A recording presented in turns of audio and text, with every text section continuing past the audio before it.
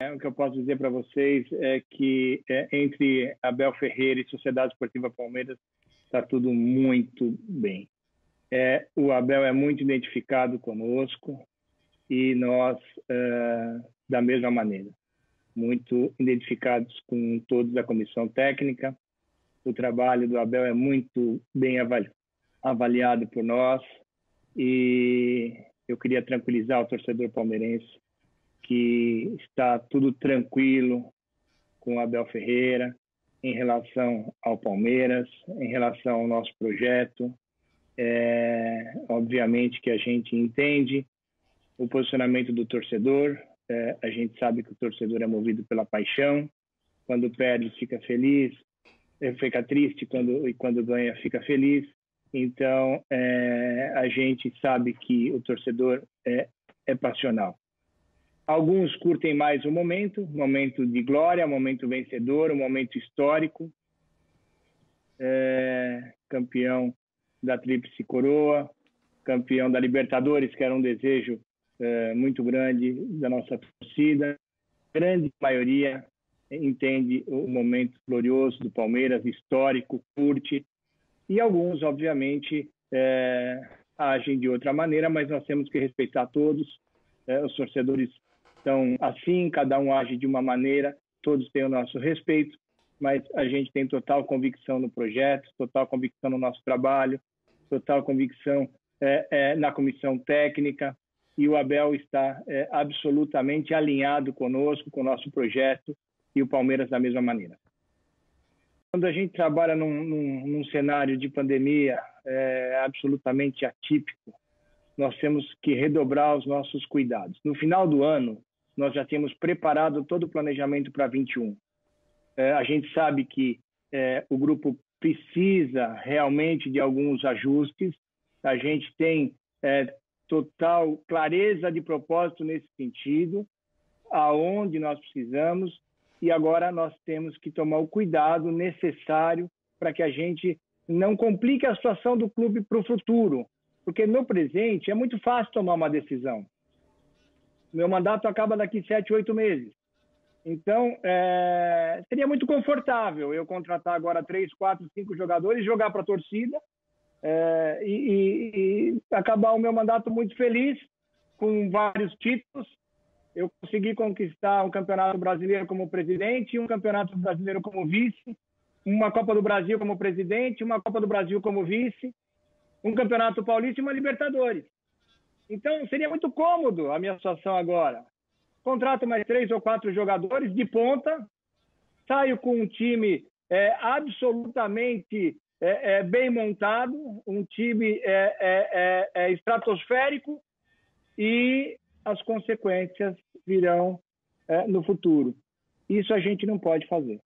Eu entendo o torcedor, sei que o Palmeiras precisa de ajustes, mas nós vamos fazer com responsabilidade, com ponderação, com equilíbrio, no momento certo. E tudo isso a gente conversa com o Abel, a gente trata, ele participa no dia a dia do clube, de todos os assuntos inerentes ao departamento de futebol, de todo o planejamento.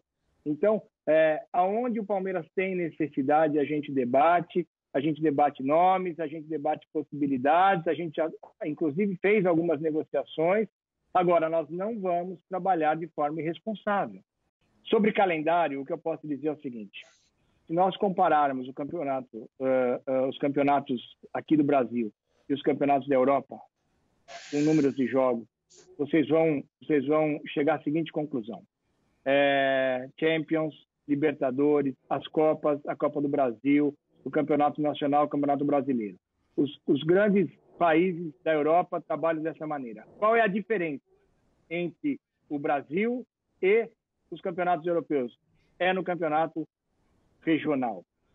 A diferença básica está nos 16 jogos do Campeonato Paulista, que, aliás, já reduziu nos últimos anos. Mas a diferença está aí. Então, um clube brasileiro que faz todas as partidas, como o Palmeiras fez no ano passado, chega próximo de 80 jogos, entre 75 e 80 jogos. Se você tirar 16 jogos do Campeonato Paulista, você vai chegar ao redor de 60 jogos. Então, você vê que um clube europeu de ponta, que chega em todas as finais, ele joga ao redor de 60 jogos, 58, 60 jogos no ano. Basicamente, nós estamos falando do campeonato estadual.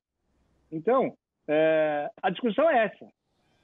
O campeonato estadual é muito importante, ele gera recursos para muitos clubes, são recursos importantes, mas, por um outro lado, ele compromete completamente o calendário do ano, em relação a números de jogos.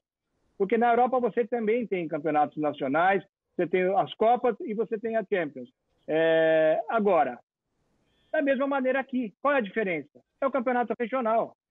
Agora, se eu disser aqui que nós não temos que ter mais campeonato regional, vai uma polêmica muito grande, porque o Gagliotti é contra o estadual, porque vem a história do Paulista, porque vem a história do não sei o quê e tal. O fato esse é um tema que tem que ser discutido, tem que ser repensado. Talvez a redução dos números de jogos aos clubes que participam do campeonato estadual, mas que também participam do brasileiro, da Copa do Brasil, da Libertadores. Isso tem que ser discutido. Se eu pudesse escolher, eu queria ficar com o jogador. A gente sabe das qualidades, do potencial do Dudu, da identificação que ele tem com o nosso torcedor, a importância que ele tem para o nosso clube. É um ídolo e a gente gostaria muito de contar com o Dudu.